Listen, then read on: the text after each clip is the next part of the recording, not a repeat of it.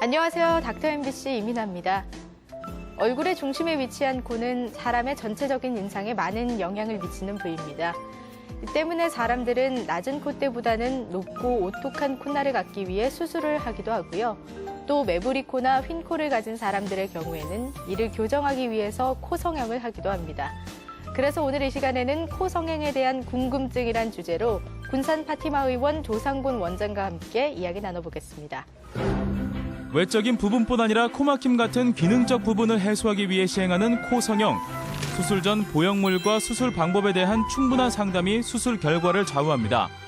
의학 박사 조상곤 원장과 함께 코 성형에 대한 궁금증을 풀어봅니다.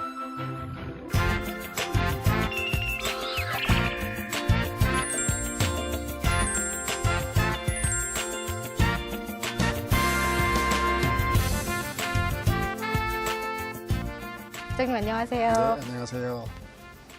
원장님 병원을 찾으시는 분들 중에 이제 코 성형을 위해서 오시는 분들 계시잖아요. 네네. 그분들이 가장 궁금해하는 점은 어떤 점인가요? 네, 대부분 코 모양 때문에 오시기 때문에 어떻게 하면 코가 예뻐질까요? 하는 질문하고요. 네.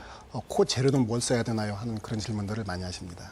아무래도 수술하기 전에 코 수술에는 어떤 재료가 사용될까?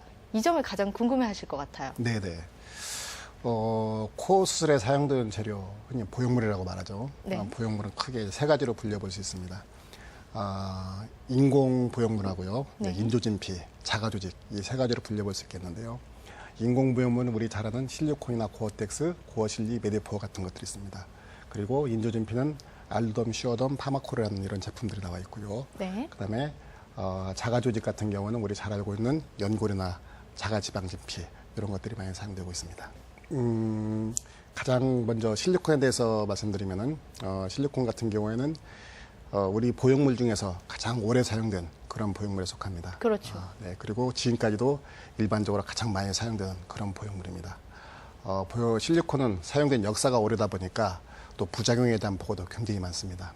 그래서 대부분 실리콘 하면 뭐 부작용 이렇게 생각하지 않습니까? 네네. 네, 그래 봤습니다. 그런데 실리콘에 대한 부작용은 대개 예전에 무면허업자들이 공업용 실리콘을 사람 피부에 주입함으로써 이렇게 생겼던 부작용들이 대부분입니다.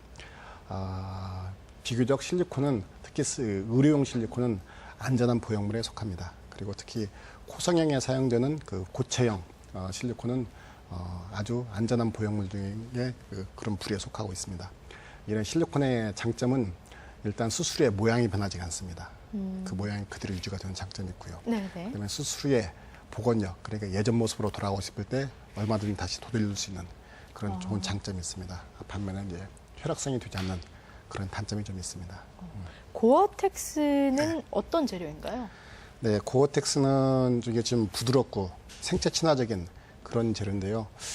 이것은 단점이 수술의 모양이 좀 흡수된다거나 모양이 좀 변하는 그런 단점이 있습니다. 네네. 그런 단점이 있기 때문에 실리콘에 적합하지 않은 환자들, 그런 분들의 대체제로서 많이 사용되고 있습니다. 그다음에 고어실리라는 게 있죠. 그렇죠. 네, 이름이 네. 굉장히 비슷하네요. 그렇죠. 네. 아유, 맞습니다. 고어텍스하고 실리콘하고 두 개 이름을 합친 겁니다. 그래서 콧등 부분은 실리콘을 잡고 콧끝만 고어텍스로 하는 것을 고어텍스라고 표현하고 있습니다. 고어실리. 고어실리, 네, 고어실리라고 했습니다. 네. 그다음에 메디포어라는 게 있는데요. 네네. 그래서 흔히 인조뼈로 많이 알려져 있습니다. 이것은 뼈처럼 딱딱하거든요. 네네. 그래서 코 끝이 주저앉은 분들, 코 기둥을 세우는데 주로 많이 사용하고 있습니다. 인공 진피는 어떤? 인공 진피는 크게 두 가지로 분류할 수 있는데요. 네네. 사람 몸에서 띈 그런 인공 진피, 그런 진피가 있고 돼지 피부를 가공한 그런 진피가 있습니다. 네. 사람 몸에서 띈 진피는 알루돔이나 슈어돔이라는 제품으로 나와 있고요. 그다음에 돼지 피부를 가공한 것은 파마코라는 그런 제품으로 나와 있는데요. 이런 것들의 장점은 일단 내 몸에서 흡수돼서 내 피부와 똑같은 이런 형태로 나중에 장착이 됩니다. 그런 좋은 점이 있는 반면에 이것은 다소 흡수가 되고 또 염증이 좀 생길 수가 있는 단점, 그리고 가장 큰 문제는 가격이 비싸다는, 고가다는 그런 문제가 있습니다. 마지막으로 설명해 주셔야 할 게 자가 조직이에요. 예. 자가 조직은 흔히 많이 알고 있는 우리 연골이나 진피지방 이런 것들 가장 많이 사용하고 있는데요. 네. 연골은 귀뒤나 그다음에 비중격, 그다음에 가슴 갈비뼈 연골 그걸 많이 사용합니다. 그런데 이것은 다소 코에 쓰기에는 조금 딱딱하다는 이런 단점이 있습니다만은 그래도 이거 흡수가 되지 않는 그런 장점이 있습니다. 그리고 자가 진피지방은 흡수가 한 20-30% 흡수는 됩니다만은 그렇지만은 피부처럼 아주 부드럽다는 또 그런 장점이 있습니다. 다양한 보형물에 대한 장단점을 다 설명을 해주셨는데요. 이 중에 이 수술 받으시는 분들이 가장 선호하거나 또는 좀 안전한 보형물은 어떤 것들이 있나요? 그렇죠. 안전한 보형물을 굳이 말한다면은 역시 자기 몸에서 채취한 자가 조직이 가장 안전하다고 할 수 있겠죠. 네네. 그래서 자가 연골이나 진피가 가장 안전하다고 이렇게 말씀드릴 수 있겠습니다. 그리고 가장 선호하는 보형물, 가장 좋은 보형물을 굳이 말한다면은 어느 특정되어서 임상적으로 특정돼서 이것이 특별히 좋은 보형물이다. 이렇게 단적으로 말씀드리는 곤란한 부분이 있습니다. 네네. 그런가 하면은 보형물마다 특징이 있고 또 장점과 단점이 있기 때문에 그리고 수술 받는 분들의 조건들이 전부 다르고 그리고 어떤 보형물을 쓰냐에 따라서 수술 모양이 달라질 수 있기 때문에 그렇습니다. 그래서 좋은 보형물이라는 것은 수술하는 환자의 모양을 최선으로 만들 수 있으면서 그러면서 보형물의 장점과 단점을 잘 결합한 이런 보형물이 가장 좋은 보형물이다 이렇게 말씀드릴 수 있겠습니다. 그러니까 환자의 상태에 맞춘 보형물이 가장 좋은 보형물이다 이런 말씀이시죠? 네네. 그러면 코 성형 수술은 어떤 과정으로 이루어질까요? 네, 먼저 절개를 해야겠죠. 네. 절개하는데 절개하는 게 두 가지로 분류할 수 있겠습니다. 개방형 절개하고 비개방형 절개로 나눌 수가 있겠는데요. 비개방형 절개는 콧구멍의 점막 부위를 절개합니다. 한쪽이나 양쪽을 절개하는데 이것의 장점은 수술 후에 칼자국이 보이지 않는다는 그런 장점이 있습니다. 네. 또 개방형 절개는 양쪽 콧구멍을 절개하고 그리고 가운데 코 기둥을 가로질러서 절단합니다. 장점은 수술할 때 수술 시야가 가장 좋다는 이런 장점이 있습니다. 단점은 절개선 일부가 노출된다는 그런 또 단점이 있습니다. 이제 절개한 부분이 예, 수술 후에 좀 살짝 보일 수 있다는. 네. 근데 코 성형 수술 후에 이런 말씀하시는 분들 계세요. 내가 코 성형을 했는데 오히려 코가 삐뚤어진 것 같다. 예. 이런 말씀하시는 분들도 계신데 실제로 그런 건가요? 그런 경우가 있을 수 있죠. 크게 보면 두 가지 정도로 원인을 찾을 수가 있겠습니다. 네네. 하나는 원래 안면 비대칭이 있으셔가지고 원래 코가 좀 삐뚤어졌던 분들이 계십니다. 사람은 안면 비대칭이 정상이라고 말하죠. 예. 그래서 대부분 사람들이 양쪽이 다르다는 얘기죠. 양쪽 얼굴이. 그 이유는 이 사람의 얼굴이 오른쪽과 왼쪽이 성장하는 따로따로 성장합니다. 그래서 성장한 속도가 다르고 성장한 시기가 다를 수가 있겠습니다. 네네. 그런데 만약 코는 양쪽 얼굴에 축이지 않습니까? 예. 그래서 성장이 덜 된 쪽으로 코축이 살짝 밀리게 되어 있습니다.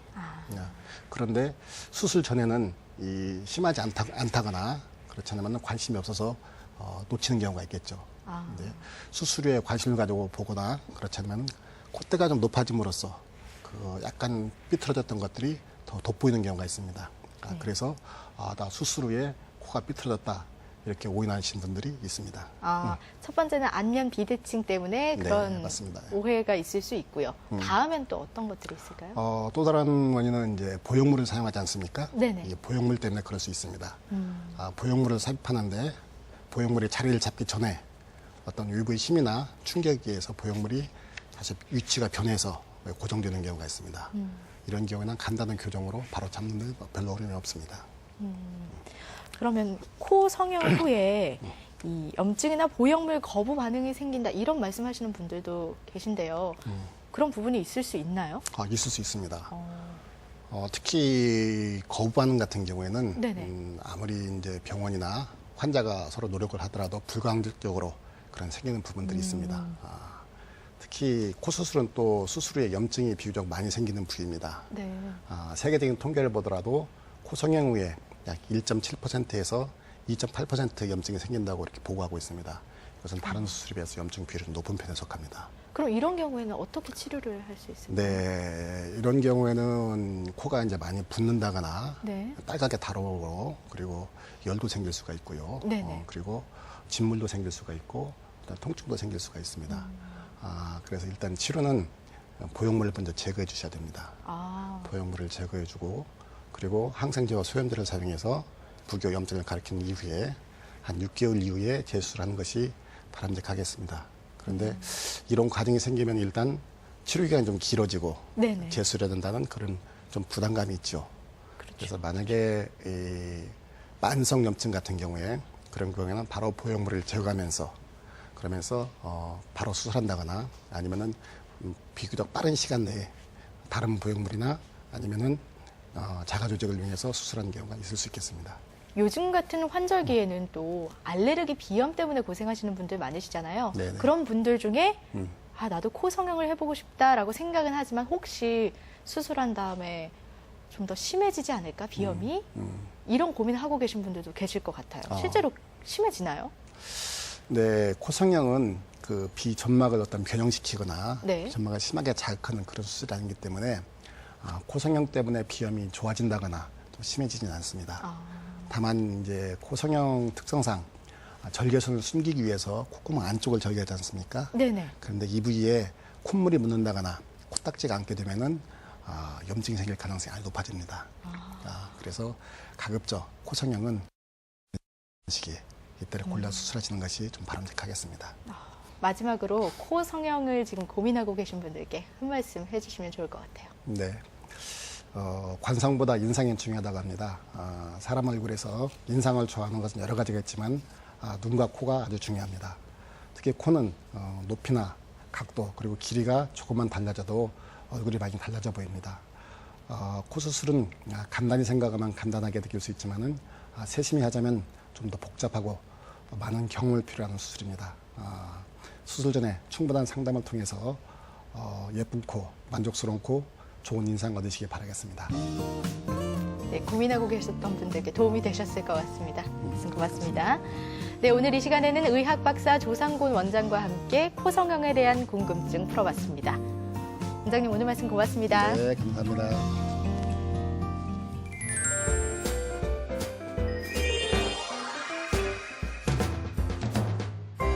허리는 몸의 기둥 역할을 하는 중요한 부분입니다. 이 때문에 나이가 들어갈수록 허리 질환에 대한 정확한 이해와 예방이 필요한데요. 그래서 오늘 이 시간에는 허리 통증을 불러오는 척추 질환 중 하나인 전방전이증에 대해 전주우리병원 김재엽 원장과 함께 이야기 나눠보겠습니다.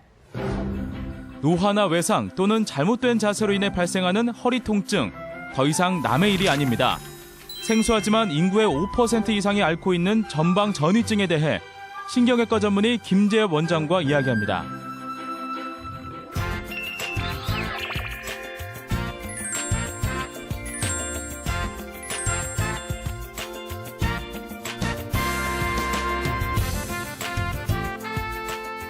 원장님 안녕하세요. 예, 안녕하십니까.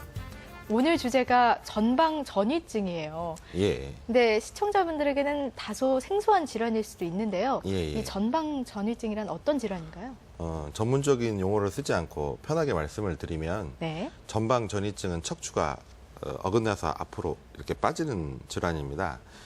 제가 참고하기 위해서 사진을 하나 가져왔는데요. 네. 화살표의 그 두 번째 라인에 보이는 것처럼 척추가 그 4, 5번 사이에 이 사진에서 보면 4, 5번 사이가 척추가 어긋나서 그 위 4, 5번 사이에 그 4번 뼈가 앞으로 이렇게 튀어나와 있는 질환입니다. 네네. 이런 것을 전방전이증이라고 합니다. 그러면 전방전이증에도 여러 가지 종류가 있나요? 예, 그 크게 한 6가지 정도로 분류를 할 수가 있습니다. 네. 첫 번째 선천성인데요. 우리가 이 뒤에 관절을 보시면 요추 1, 2번에서부터 그 요추 5번하고 천추 1번 사이까지가 5개의 관절이 있습니다. 이거를 대충 허리라고 하는데요. 관절면이 저 위에는 이런 방향으로 되어 있고 예? 밑으로 갈수록 이런 식으로 되어 있거든요. 그래서 위에 관절하고 아래 관절하고 이렇게 맞붙여서 이 앞으로 튀어나가지 않게끔 이렇게 받쳐주는 역할을 하고 있거든요. 네네. 근데 정상은 그런 식으로 이렇게 관절이 변해야 되는데 이 밑으로 갈수록 그 관절면이 이렇게 해서 이 버팀목처럼 이렇게 유지가 돼야 되는데 관절이 이렇게 사선으로 이렇게 그 옆으로 되어 있으면 아무래도 미끄러지기 쉽겠죠. 네네. 이런 선천성으로 여러 가지 결함 때문에 나오는 경우가 있고요. 여기 보시면 협부형이라고 해서 이 위에 그 앞쪽에 그 큰 뼈하고 뒤쪽에 가시뼈가 있거든요. 네네. 거기를 이어주는 부분에 결손이 생기면서 거기가 안 이어져 있는 거죠. 뼈는 만들어져 있는데 서로 이어져 있지 않는 그런 협부형이 있습니다. 대개 네네. 척추 5번하고 척추 1번 사이 제일 밑에 쪽에가 제일 흔하게 발생을 하거든요. 이런 두 번째 형이 있고 세 번째는 퇴행성이라고 해서 퇴행성 병변으로 인해서 이제 그 나이가 들면서 근육이나 인대 구조가 약해지면서 힘을 지탱하지 못하기 때문에 척추가 앞으로 이렇게 쭉 빠지는 그런 형태가 있습니다. 네네. 네 번째는 이제 외상성이라고 해서 이제 스포츠 손상이라든지 뭐 교통사고라든지 그런 데서 여기가 그 그림에서 보는 것처럼 앞쪽 뼈하고 뒤쪽 가시뼈를 이어지는 그 공간이 좁거든요. 네네. 근데 그 부위가 골절되기 쉽습니다. 네, 그렇게 해서 골절로 인해서 생기는 경우가 있고요. 그다음에 다섯 번째는 이제 병적형이라고 해서 이제 선천성으로 뭐 고령성 고령성 부전증이라든지 네. 뭐 매독이라든지 뭐 신경섬유종증 뭐 이런 것들에 의해서 골연화증 이런 것들에 수반해서 오는 병이 있습니다. 그리고 마지막으로 그 한 3% 정도 차지를 하고 있는데요. 수술 후에 과도하게 수술을 하면서 이제 원래 정상 구조물인 관절이나 그런 게 손상이 되면 나중에 시간이 가면서 이제 약해져서 척추가 앞으로 쭉 빠지는 경우도 있습니다. 그러면 전방 전이증은 어떻게 진단을 할 수 있나요? 대개 엑스레이로 진단을 할 수가 있습니다. 네. 특히 교과서에는 저희가 누워 있을 때는 잘 보이지 않던 것이 일어서면 척추가 이제 벌어진 그 틈이 중력에 의해서 이렇게 벌어지면서 진단이 되는 경우도 있어서 누워 있는 사진과 일어서 있는 사진을 다 찍으라고 되어 있지만 심평원에서는 인정을 하지 않고 있기 때문에 주로 서서 찍는 사진이 필요로 합니다. 그래서 네네. 서서 우리가 직립보행을 하게 서게 되면 중력이 가해지기 때문에 그 사이가 벌어지면서 진단이 되는 경우가 많이 있습니다. 가져온 그 첫 번째 사진에서 위에 라인을 보시면 그 뒤에 가시뼈하고 그 연결 틈새가 협곡처럼 보이는 곳이 있는데 그 네. 부분이 이게 연결이 안 돼서 벌어지고 있는 거거든요. 그렇게 해서 엑스레이로 진단을 할 수 있고요. 그다음에 이제 운동선수 같은 경우에는 급성 외상의 그 히스토리가 있는데 잘 진단이 안 되는 경우도 있습니다. 그런 경우에는 우리가 골주사 동위원소 촬영을 하면 거기가 네네. 이제 그 동위원소가 업데이트 되면서 이렇게 미세한 손상, 스트레스 골절 같은 거를 진단을 할 수도 있고요. 네. 웬만하면 이제 대부분은 이제 동위원소 그 촬영이라든지 그런 것들은 해각 검사기 때문에 큰 3차 병원에서만 가능하거든요. 네네. 일상적으로 우리가 주변에서 촬영할 수 있는 건 MRI가 가장 비침습적이고 이제 그 방사선에 노출 없이 촬영을 할 수 있는 검사가 되겠습니다. 그리고 또 임상 증상으로 우리가 이제 척추 분리증이 있다 없다 그리고 네네. 척추가 앞으로 빠져 있다 그런 거는 엑스레이로 진단을 할 수 있지만 환자가 이제 어떤 증상을 지금 호소하는지 그래서 이 증상이 어떤 것 때문에 일어나는지를 자세히 살펴보려고 하면 MRI가 필요합니다. 그러면 전방 전이증이 있으면 어떤 증상을 보이게 되나요? 워낙 이제 전방 전이증은 종류도 많고 그렇죠. 이제 설명하는 게 많기 때문에 네네. 주로 이제 제가 임상에서 요약해서 한 3가지 정도로 설명을 할 수가 있습니다. 네. 우리가 전방 전이증이라고 하는 게 척추가 앞으로 빠진다고 했었는데요. 이게 누워 있을 때나 서 있을 때나 척추가 앞으로 빠지는 게 그 양이 증가되지 않는 사람이 있습니다. 그대로 고정되어 있는 사람들.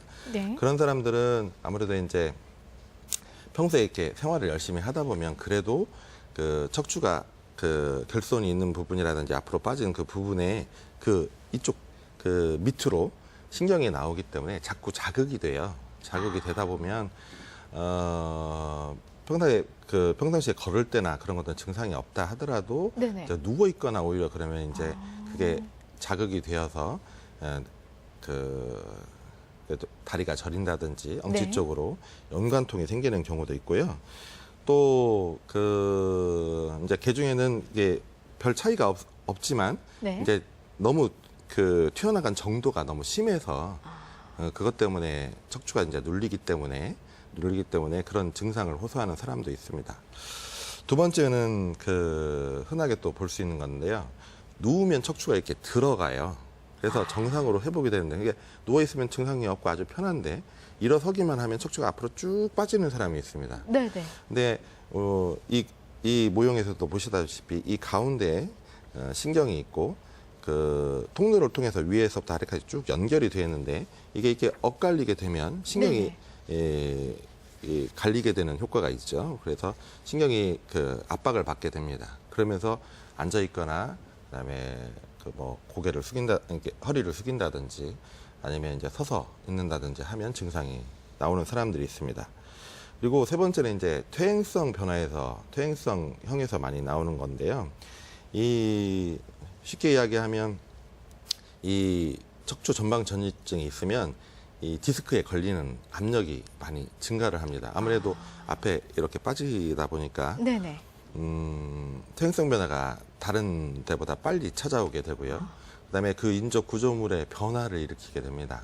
그래서 디스크가 동반된다든지 네. 주간판 탈출이 동반된다든지 뒤에 관절이 약해지면서 이렇게 비우되는 경우에 이제 두꺼워지는 거죠. 그러면서 네네. 이제 거기를 통해서 신경을 압박한다든지 그래서 크게 이야기하면 한 3가지 정도로 해서 증상을 초래하게 됩니다. 그러면 이런 증상을 보이게 되면 치료를 어떻게 해야 할까요? 되게 기준이 되어 있는 건 없는데요. 네. 이게 협부형은 조금 전에 말씀드린 대로 앞에 뼈는 있을 때 서로 연결이 없는 거잖아요. 네네. 근데 이제 쉽게 이야기를 하면 관절이나 인대가 그 뼈가 없는 부분에 대해서 이제 서로 보충해서 이렇게 붙잡고 있는 거. 그러다 보면 아무래도 쉽게 비유를 해서 설명을 하면 근육하고 인대가 뼈를 확 잡고 있으라고 하는 주된 업무는 아닌데 네. 투잡을 하는 거란 말이에요. 이게 아무래도 노딩도 더 많이 걸리고 그래서 이론상으로는 척추 강화 운동을 하는 게 좋습니다. 척추 강화 운동을 해서 허리를 계속 강화시키고 네. 그다음에 평소에 너무 통증이 있으면 이제 물리치료라든지 여러 가지 약물 치료, 그다음에 요즘에는 신경치료라고 해서 통증 완화 치료도 많이 있습니다. 네, 오늘 이 시간에는 신경외과 전문의 김재엽 원장과 함께 전방 전이증에 대해 알아봤습니다. 원장님 오늘 말씀 고맙습니다. 예, 감사합니다.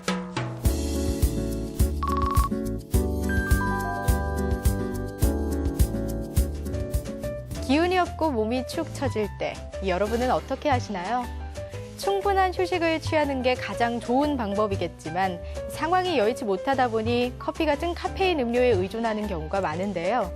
이럴 때일수록 주변에서 쉽게 구할 수 있는 과일과 채소로 에너지를 충전시켜보는 건 어떨까요?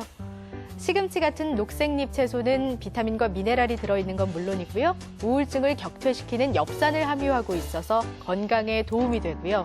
사과와 블루베리는 항산화 성분이 풍부해서 노화를 방지한다고 합니다. 또 빨간 피망은 비타민C가 풍부해서 우리 몸이 덜 피곤하게 느끼게 한다고 하니까 참고하셔서 건강하고 활기찬 일주일 보내시기 바랍니다. 닥터 MBC 오늘은 여기서 마치겠습니다. 시청해주신 여러분 고맙습니다.